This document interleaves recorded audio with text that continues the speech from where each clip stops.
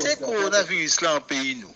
En enquête qui permet quoi plus clair à sous quantité de monde qui ni virus là ou qui suppose ni, on nous coûte à sous ça. L'explication docteur Lucien Lin, il a dit dans le syndicat c'est médecins libéral Martinique là, qui ensemble, et puis c'est les autres syndicats médecins pays là, organisé enquête de temps là. C'est que nous faisons une réunion de travail et puis l'hôpital. C'est moi qui t'ai provoqué ça, puisque maintenant aussi médecin l'hôpital là, tu as commencé à trouver que pas tellement malade qui ça. Alors, nous demandons en réunion, et puis c'est le syndicat médecin de ville là pour nous parler. Et là, nous parler, et puis ils disent, mais comment il y a autisme malade là? Autisme malade là, il va comprendre. Alors, ils mettent l'idée que peut-être que c'est ces médecins de ville là qui travaillent, qui a fait que ces malades là ne peuvent pas arriver à l'hôpital. Alors, c'est après réunion par là que nous décidons de faire une enquête pour nous savoir qui s'est passé exactement dans ces cabinets médicaux-là en ville, dans toute commune Martinique. Pour nous voir si effectivement c'est malade Covid qui pas ni pièce ou bien que c'est médecin de ville qui a soigné convenablement et qui donc n'ont pas arrivé à entrer à l'hôpital.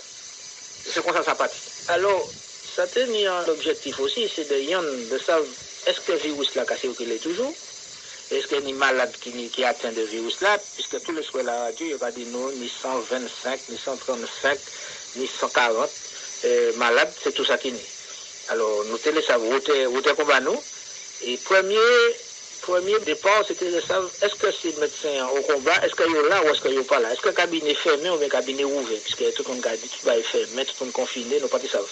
Alors, à sous 500 médecins à peu près, nous interroger, nous téléphoner, tous ces moments, et puis nous trapper 277 réponses médecins de ville, là, sur toute la Martinique. Ce qui fait que nous savons que c'est un cabinet qui était ouvert, médecins qui travaillent, 277 médecins répondent favorablement, et nous avons crié toute Martinique depuis le nord jusqu'au sud, en passant par le centre. Alors nous voyons que le cabinet ouvert, ça c'est un premier point. Deuxièmement, médecins qui travaillent, soit tu es malade dans le cabinet, soit tu as crié malade pour faire des communications par téléphone, téléconsultation, on va crier ça, ou bien carrément par téléphone pour prendre nouvelles, pour prendre les décisions par téléphone. Alors, ça montre nous que ces médecins, ça nous va crier médecins de ville, médecins libéraux, médecins traitants, tu es au combat, tu es là et puis c'est malade là. Premier objectif atteint, donc notre appel 277 réponses à 500 médecins. Deuxièmement, est-ce que ces médecins ont été équipés? Parce que nous avons dit infirmiers, pas de masque, pas de masque, donc nous avons commandé. Alors, effectivement, là, nous commençons l'enquête la semaine 10, il n'y a pas tenu grand-chose, et semaine 15, il a fini de trapper, masque, qu'on a créé FFP2, c'est-à-dire des masques très, très protecteurs ou des masques chirurgicaux.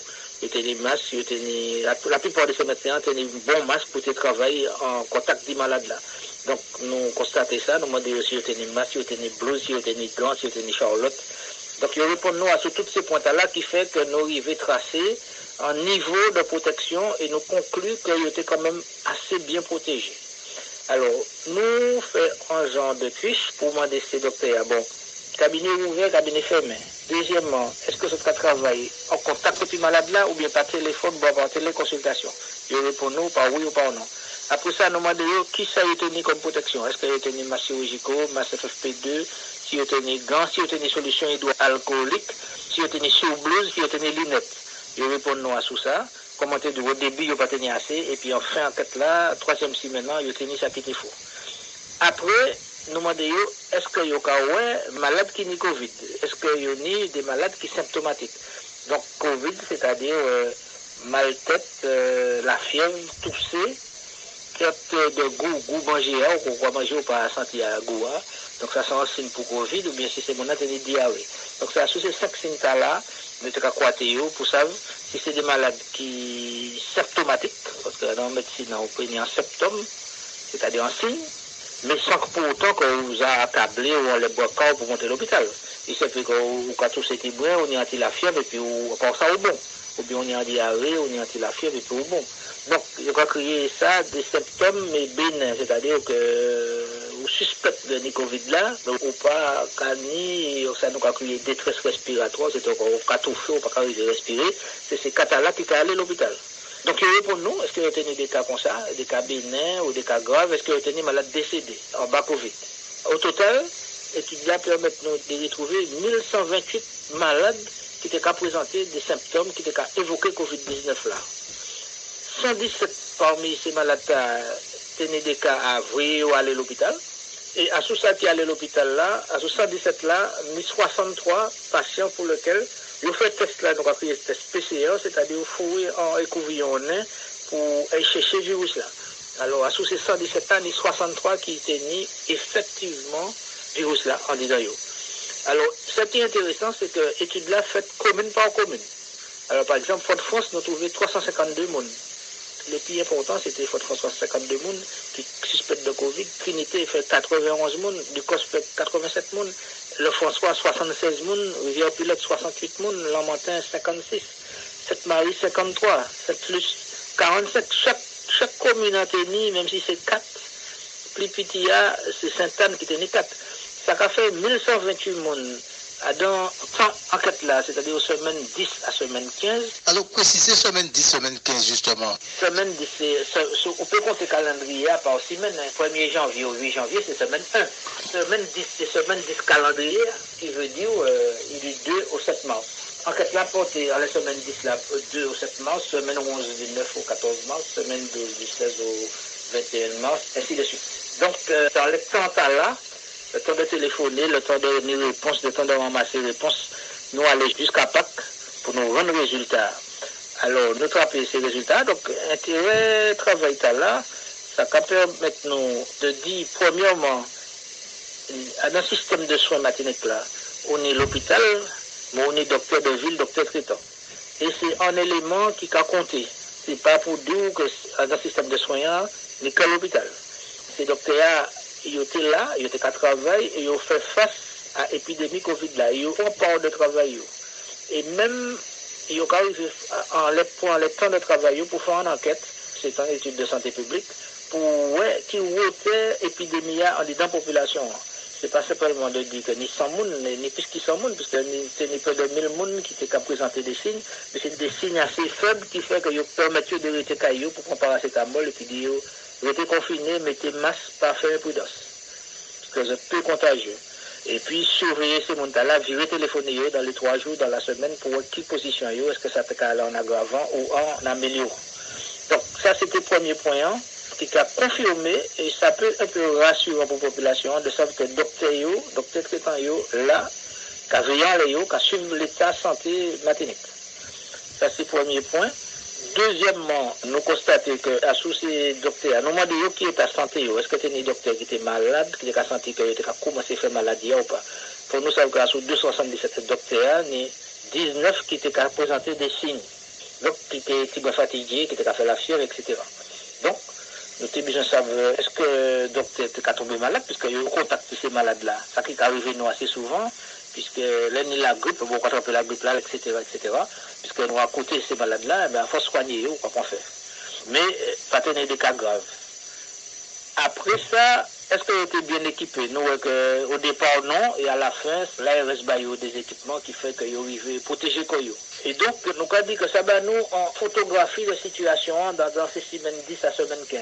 Bon, à présent, nous avons pensé que logiquement et légitimement, nous avons essayé de faire une deuxième enquête, une deuxième coupe, semaine 16, semaine 17, pour nous dire, est-ce que l'évolution épidémique, est-ce qu'elle est à leur descendant, est-ce qu'elle est à leur stabilisant, ou bien est-ce qu'elle est à monter? Soit elle est à monter, soit elle est à descendre. Nous avons l'impression, premièrement, sous ces chiffres-là, l'ARS Kabanoa, qu'il est à descendre. Mais, tout le monde a dit qu'il y a une deuxième vague, peut-être que comme ces mamans là pas qu'à observer des confinements, peut-être qu'il y a des gens qui ont contaminé d'autres mondes, et puis que là, qu'ils vivent partir en l'air, non. Donc, je pense que le rôle fondamental de ces médecins traitants, c'est de suivre ça. Et comme il y a au contact des malades là, il y a équater, il y a regarder combien de malades t'as, cabinet par cabinet, et nous avons viré Bazot en deuxième vague de chiffres pour la semaine prochaine, pour nous savoir qui profil nous avons trouvé, est-ce que nous avons retrouvé autant de malades qui premier coup, c'est autour de 1000, 1100, ou est-ce que nous avons tombé à 500, à 200, ou autre chiffre, parce que nous persuadés que ces médecins traitants de ville Martiniquais, ils ont un rôle à jouer, et c'est eux qui sont les premiers gardiens santé dans Martinique. Donc, ils ont fait ce travail. L'idéal, c'est que c'est un travail que nous faisons spontanément, puisque c'est docteur l'hôpital a dit nous, ces malades-là, nous allons chercher, nous trouver quand même, nous peut-être nous trouver en lot malade, mais nous trouvons quand même 1100, qui est un chiffre quand même assez fort, et nous allons suivre l'épidémie là, et nous allons virer Bazot en deuxième tranche, et s'il le faut, nous allons faire en troisième tranche. Nous allons mettre en travail pour nous arriver 10 autres. À quel moment nous avons pensé que vraiment l'épidémie a été ou bien si elle maintient c'est qui a poussé nous à faire attention. Justement, docteur Lin, en précision, parce que là, quand ces chiffres-là, il y a la télé, la radio, matin, midi au soir, ça peut mener à un certain relâchement de vigilance. Les chiffres que vous avez nous là, qui ont montré que plus que jamais, il faut que nous prenions précaution, il faut que nous respections les dispositions de sécurité, etc. Oui, parce qu'en fait, ça, il ne faut pas oublier, c'est que les risques à bord des chiffres, l'hôpital à bord des chiffres, c'est le cas le plus grave qu'il a dit. Ça veut dire que c'est le cas qui vivent à l'hôpital, qui a fait réanimation, qui est intubé, ventilé. Donc, ça, c'est le cas le plus grave. Peut-être que mon cas dit bof, 20 personnes qui est intubé, 100 malades, ça ne va pas rien. Donc, il y aura des bof, nous, on est au moins 400 000 personnes matiniques. Ce n'est pas pour 100 personnes malades que nous faisons comme nous, toute bagaille comme ça, toute bagaille fermée matinique, ça semble imbécile. Mais là, on sait que nous avons détecté près de 1200 qui n'ont des signes et qu'il n'y a pas de maladie ni des formes asymptomatiques, c'est-à-dire que sans signes. Alors, ces gens-là, même ces docteurs de ville, par exemple, puisqu'ils sont asymptomatiques, mais pourtant ils sont contagieux. Alors là, on a 1200 qui n'ont des signes, ni 100 qui l'hôpital, ni 20 qui ventilent en bas respirateur, ni 100 l'hôpital, ni 1200 cabinets qui malades. Donc, ça veut dire qu'on a près de 2000 à 3000 qui sont asymptomatiques, mais qui ont distribué maladie. Et c'est à un moment là, forcément, on est plus vigilant parce que automatiquement, on habite dans la chair et puis il y a borli. Et les borli, on a 3 monies et puis etc. C'est comme ça la maladie qui a viré partie par un peu inconscience ou bien par on peut dire des gens foutisme, mais c'est-à-dire que mon gars dit bon, c'est pas pour 100 monde que vous pouvez aller faire ça fort, on y va faire pas. Donc mon gars dit que si mon en a une bonne raison de sortir, il fait en démarche ou en commission ou bien il faut y faire. Mais s'il n'y a pas grand chose à faire, il vaut mieux que bon parce que ces contacts-là, c'est qu'à fait qu'on passe à un moment à mon symptomatique ou asymptomatique. Dès lors, risque de contamination réelle, tout pas de chance, ou pas habiter en l'air et pour qu'après. Donc, moralité, pendant le temps de confinement, là, j'ai dit, le président jusqu'au 11 mai, nous avons tué le 11 mai, mais après, de toute façon, je pense que le mode de vie a pour changer, il faut être plus responsable pour que ces genre de maladies épidémiques là, pas arrêter les nous en pays là, parce que d'après ça, nous peut-être pas pour un gros test vague qui tombe dans la France, l'Italie et puis l'Espagne. Mais nous croyons que la République dominicaine à côté de nous là, c'est pas 100 mon c'est plutôt 500, 600, c'est il là qui l'a plus touché. Et Dieu dit plus que 100 morts à peu près quoi. Donc, d'un pays à l'autre, maladie a exprimé quoi, il est plus raide et peut faire certains ravages. Donc, vaut mieux que là nous en confinement, on tue le confinement convenablement, parce qu'on ne va jamais savoir, je ne m'en pas des programmes, je crois dit, ça qui pas rien à faire dehors, pas sorti.